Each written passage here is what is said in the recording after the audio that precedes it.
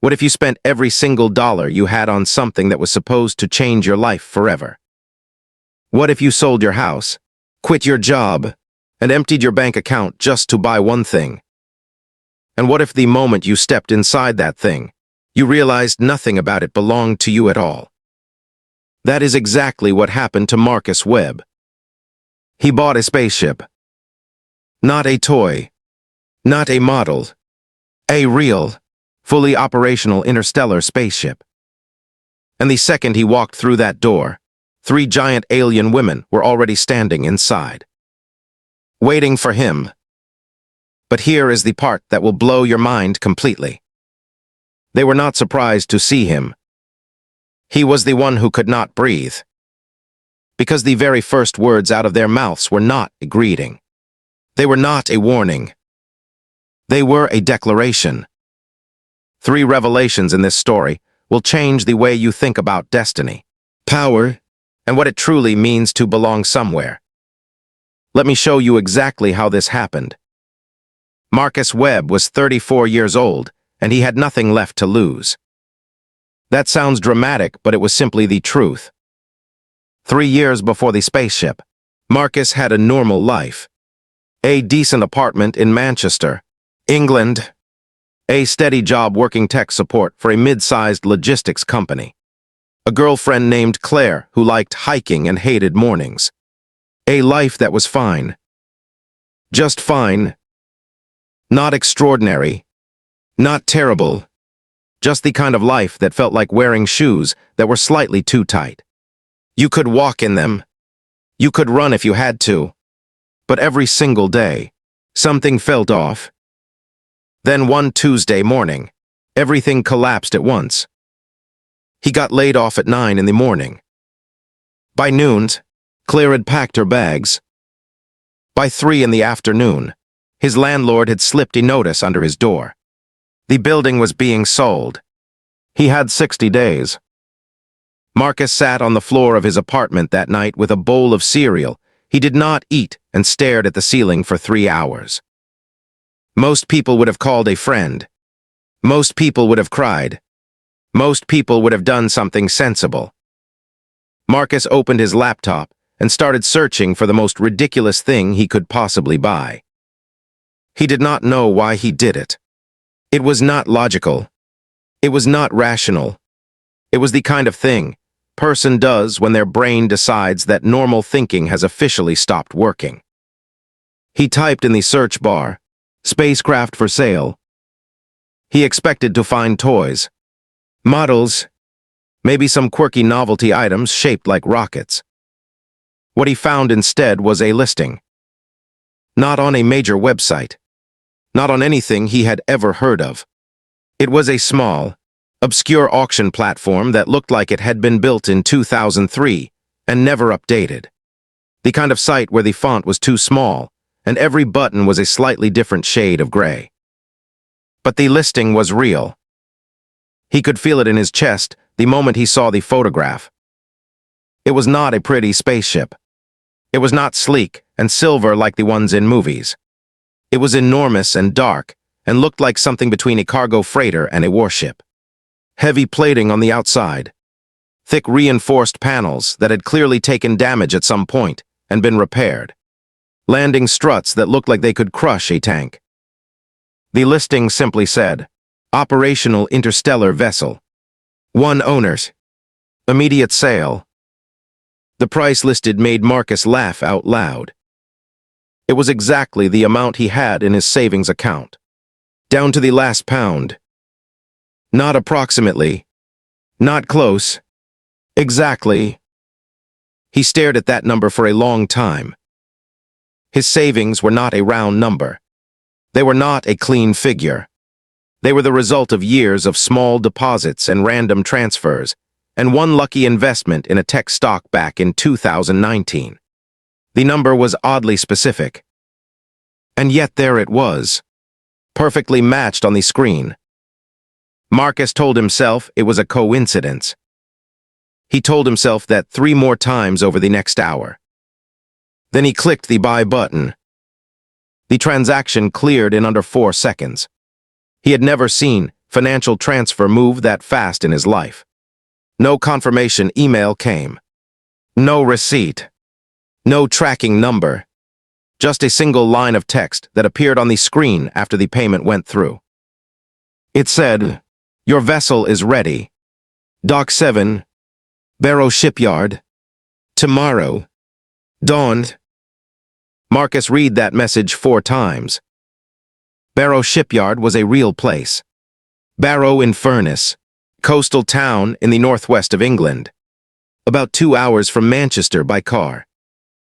He had never been there. He had never mentioned it to anyone. He had never typed it into that website at any point. But somehow, the listing knew exactly where he was. He closed the laptop. He lay down on the floor. He did not sleep for a single minute that night. And at 4 in the morning, he got in his car and started driving north. The drive to Barrow took longer than it should have. Not because of traffic. The roads at that hour were completely empty. Long stretches of motorway with nothing around him, but dark fields and the occasional lorry rolling past in the opposite direction. It took longer because Marcus kept slowing down. He would reach a junction, and his hands would ease off the accelerator without him meaning to. His foot would hover over the brake. He would sit there for a moment in the dark, engine idling, asking himself the same question over and over. What exactly are you doing? He never had a good answer, so he kept driving. He arrived at Barrow Shipyard just before sunrise. The sky was that strange dark blue color that comes right before the first light. The kind of color that makes everything look like it belongs in a dream. The shipyard was massive, far bigger than Marcus had imagined. Enormous dry docks stretched out along the waterfront. Heavy cranes stood motionless against the sky like sleeping giants. The smell of salt water and industrial metal was everywhere. There was nobody around. Not a single security guard. Not a worker. Not a soul. Just Marcus, standing at the entrance of Dock 7, staring at the largest object he had ever seen in his life. The ship was real. Up close, it was almost impossible to comprehend. The photographs had not prepared him for the scale of it. It sat in the dry dock like a dark mountain. The hull plating was thick and layered, dark gray and deep brown, with patches of repair work that told a long story of whatever this vessel had been through. The landing struts were each the size of a double-decker bus. The main hull stretched so far back that the tail of the ship disappeared into early morning shadow. There was a ramp extended from the side, a simple metal walkway leading up into an open airlock door. An invitation. Marcus stood at the bottom of that ramp for a full 5 minutes. Then he walked up. The airlock was exactly what he expected a real spacecraft airlock to look like. Heavy circular door frame, thick seals around the edges, walls of dense plating. The smell inside was strange and clean, like recycled air with something faintly metallic underneath. He stepped through the inner door and into the main corridor. The ship was powered on. Every light was active. The corridor stretched forward in both directions with clean white and blue overhead panels running the full length. Screens on the walls were displaying data he could not read. The floor beneath his boots had a slight vibration to it, the deep low hum of a reactor that was very much alive. Marcus stood perfectly still. He called out, just one word. Hello. His voice echoed slightly, and then the corridor was silent again. He started walking forward, past doorways that opened into small side rooms, a storage bay on the left, what looked like a medical room on the right, an engineering access corridor that dropped down into the lower decks. He followed the main corridor all the way to what could only be the ship's central hub, the point where multiple corridors met, the heart of the vessel. He stepped through the final door, and there they were. 3 women, standing in a perfect line, facing him, in the exact center of the room. Marcus stopped so suddenly that his boot actually squeaked on the floor. They were tall, significantly taller than any person he had ever stood near. The shortest of the three was at least a full head above him, and he was just under 6 feet himself.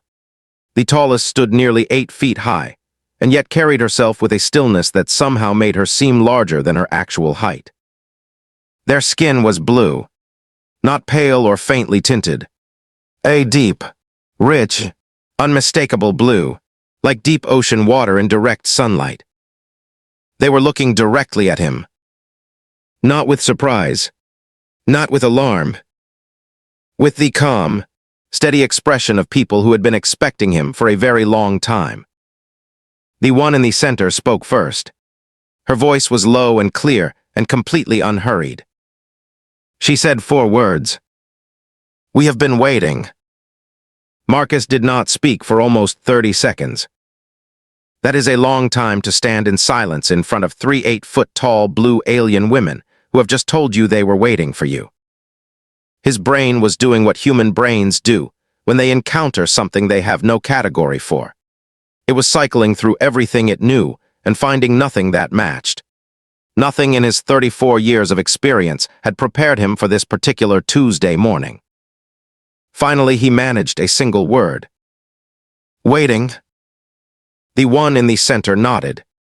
A slow, deliberate nod that somehow communicated an enormous amount of patience. Her name, he would learn later, was Vale. She was the eldest of the 3, and clearly the one who had decided she would be the spokesperson for whatever this situation was. The one on the left was Sora. She was slightly shorter than Vale, but had an energy about her that was immediately evident. She was watching Marcus with an expression of open curiosity, head tilted slightly, like a scientist observing something genuinely interesting for the first time. The one on the right was Tyan. She was the tallest. She stood with her arms folded and her jaw set, and she looked at Marcus the way a person looks at something they have not yet decided what to do with. Vale took 1 step forward. She said, "You purchased this vessel, correct?" Marcus nodded, very slowly. Vale continued. She spoke in perfect English with an accent he could not place. Not British, not American, not any regional variation of anything he had ever heard. Just clean and precise and entirely clear. She explained that the 3 of them had been crew members on this vessel for 11 years. That the previous owner had been a human trader named Garrett Osai, who had operated shipping routes between 3 solar systems. That Garrett had retired 6 months ago and returned to Earth. That before he left, Garrett had listed the ship for sale. The price he had listed it for was the exact number in Marcus Webb's savings account. Marcus opened his mouth to ask how that was possible. Vale answered before he could ask. She said, "The ship chose you." Marcus stared at her. She elaborated. The vessel, she explained, was not simply a machine. It was a Class 7 navigational intelligence, meaning it had the capacity to observe, calculate, and in some limited respects, decide. When Garrett had listed it for sale, the ship had spent 3 months analyzing potential buyers, reviewing data, identifying the most suitable match. And it had found Marcus Webb of Manchester, England. Marcus sat down on the floor, not because he chose to. His legs simply decided the floor was the appropriate place to be. Sora made a sound. Marcus realized it was a laugh. Not unkind, genuinely amused. He looked up at her and then back at Vale, and then at Tyan, who had still barely moved. He asked the first coherent question he could form. He said, "So you 3 live here?" Vale said, "We are crew. This is our ship." Marcus said, "I bought this ship." Vale said, "Yes." He said, "So it is my ship." Vale paused for just a moment. Then she said, "It is your ship, and we are your crew. That is how it works." There was a beat of silence. Tyan unfolded her arms and spoke for the first time. Her voice was deeper than Vale's and carried an edge that made the words land with extra weight. She said, "It also means something else." Marcus looked at her. She said, "On our world, and under the laws of the three systems this ship operates in, captain who inherits crewed vessel does not simply acquire property. He acquires a bond, a legal and cultural contract that has been in use for over 400 years. Marcus felt something cold move through him that had nothing to do with the temperature. He said, "What kind of contract?" Tyan looked at him steadily. She said, "The kind that ends in marriage." The word hung in the air between them like something physical. Marriage. Marcus Webb, who 3 days ago had been sitting on the floor of his flat eating dry cereal and wondering if his life had any direction at all, was now sitting on the floor of a spaceship being told he was engaged to 3 alien women. Simultaneously, he said, "I am sorry. Can you say that again?" Vale sat down cross-legged directly in front of him. Given her height, this still meant she was more or less at eye level with him. She rested her hands on her knees and looked at him with an expression that was patient in the way that mountains are patient. She explained it again. Slowly. Under the TRI system crew bond, a document that had been signed and ratified by every major civilization in their region of space over 4 centuries ago. Crewed vessel could not be transferred to a new captain without the full agreement of the crew. If the crew agreed to serve, the captain accepted full responsibility for their welfare, their safety, their future. On most worlds, that meant a salary and decent working conditions. On the world Vale, Sora, and Tyan came from, a world called Verath in a system 4 light years beyond what humans called Proxima Centauri. It meant something more permanent. It meant family. Not romance in the way humans understood it. Not passion or infatuation or any of the things Marcus was probably thinking about. Something older and more structural than that. A bond that meant you were responsible for each other. That your resources, your decisions, your safety, and your future were permanently linked. It was, Vale said carefully, the most serious commitment her culture recognized. Sora leaned forward and added helpfully that it was not mandatory on his end. He could refuse. He could step off the ship, contact whatever human legal authority he wished, and attempt to reverse the transaction. She said this with the kind of cheerful tone that suggested she did not expect him to do that.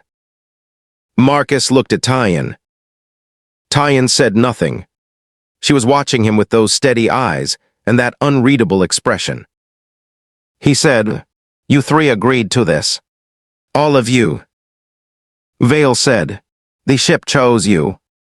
We trust the ship's judgment."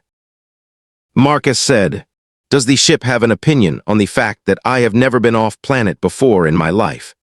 That I do not know how to fly a spacecraft? That until 48 hours ago I was working tech support in Manchester?" Sora said, "Yes." He said, "And?" She said, "It found that interesting." Marcus ran both hands through his hair and looked up at the ceiling of the ship. The ceiling was high and curved and covered in soft blue panel lighting. It looked, he thought, remarkably calm for a ceiling that was currently hosting the most insane conversation in human history. He thought about his flat, his job, Claire, the eviction notice. He thought about the fact that his savings account was now empty. He thought about the fact that he had driven 2 hours before dawn to a shipyard in Barrow in Furness on nothing but instinct and a website that looked like it was built in 2003. He thought about the number, the exact number, how the price of the ship had matched his savings down to the last pound. The ship chose you. He looked at Vale. He looked at Sora. He looked at Tyan. He said, "I have conditions." Tyan raised one eyebrow. It was the most expressive thing she had done since he walked inches. He said, "If we are doing this, whatever this is, we do it properly. We learn each other. We take our time. Nobody rushes anything. And I am the captain, but that means I am responsible for all of you. Not the other way around." There was a pause. Then Vale said, "Those are acceptable terms." Sora said, "I like him." Tyan said nothing, but something in her expression shifted. Just slightly. Something that was not quite a smile, but was in that direction. Marcus stood up. He said, "Right. Show me how this ship works." The first week aboard the ship was unlike anything Marcus could have imagined. He learned quickly that the vessel, which he eventually named the Furnace after the coastal town where he had found it, was far more advanced than anything humanity had publicly developed. The navigation system operated on principles that made conventional physics look like rough estimates. The reactor produced energy in a way that Marcus could not fully understand no matter how many times Sora tried to explain it, which she did enthusiastically and at great length. Vale ran the ship with an efficiency that was quietly extraordinary. She managed every system, every schedule, every supply calculation with a calm precision that made Marcus feel simultaneously impressed and slightly redundant. Tyan was responsible for defense and engineering. She rarely spoke more than was necessary, but Marcus noticed that she was always present when anything uncertain happened. When a navigation alert fired unexpectedly on day 3, and Marcus reached for the wrong control panel, Tyan's hand was already there, redirecting him without a word, then stepping back as if nothing had occurred. He started to understand her language. Not the words, the actions. Sora was the scientist. She spent large portions of every day collecting data, running experiments, cataloging observations. She had a personal archive of recordings from 11 years aboard the ship that she described as modestly as possible as probably the most comprehensive scientific record made by any individual in this sector of space.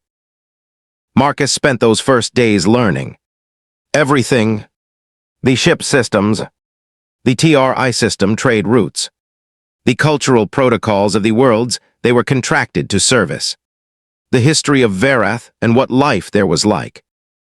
He also spent a lot of time simply sitting with the three of them. At meals, in the observation deck at the rear of the ship, where a massive curved viewport looked out at the stars. In the navigation room, where Vale would walk him through charts of systems that no human astronomer had ever mapped. He asked Vale one evening, about 2 weeks in, why she had agreed so easily. She had spent 11 years on the ship. She had presumably met other potential buyers. She could have objected to any number of them. Why had she accepted him without hesitation? Vale considered the question carefully. Then she said, "Because you sat on the floor." Marcus frowned. He said, "That is not a very impressive reason." She said, "You faced something completely outside your understanding, and your first instinct was not to run. Not to demand explanations you were not yet ready to hear. Not to reach for control. You simply sat down. You let yourself not understand. That takes more courage than most people realize." Marcus looked at the stars through the viewport for a long moment. He said, "I sat down because my legs stopped working."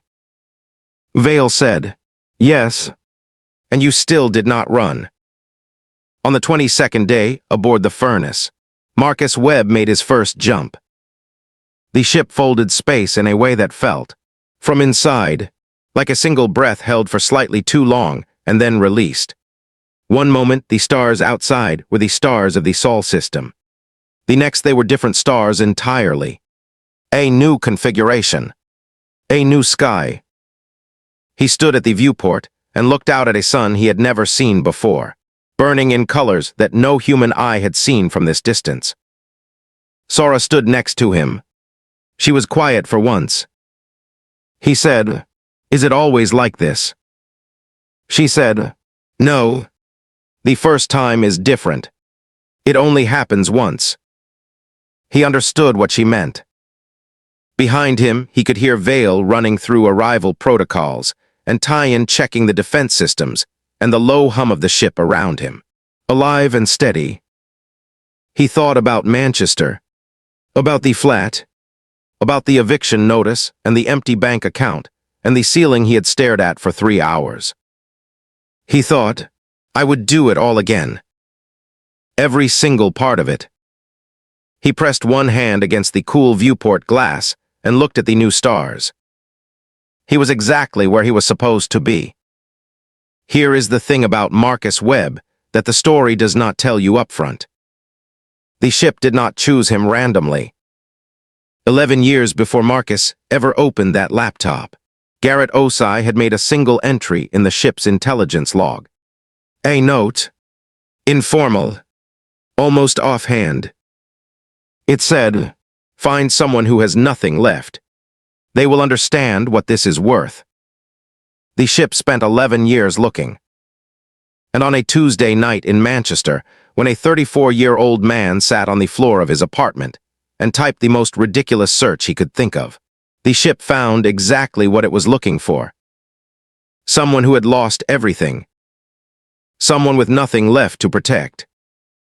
Someone who could finally be free. If this opened your eyes to what it really means to belong somewhere, the next story goes even deeper. So let us take a moment and look at what just happened in this story. Marcus Webb lost everything in a single day. His job, his relationship, his home, and instead of playing it safe, he followed the one instinct that made no sense at all. And that instinct led him to something no human being had ever found before. 3 crew members who had waited 11 years for the right captain. A ship that had been watching and choosing for longer than he knew. And a life that fit him perfectly the moment he stopped trying to force a different one. That is the power of HFY storytelling. Humanity finding its place not through force or conquest, but through honesty, courage, and the willingness to sit on the floor and admit we do not understand everything yet. If you want more stories like this one, hit that subscribe button right now, because we release new HFY science fiction every single week. Drop a comment below and tell us, if you found a crewed spaceship tomorrow, would you take the bond or walk away? And if you are ready for the next story, it is already waiting for you. Click it now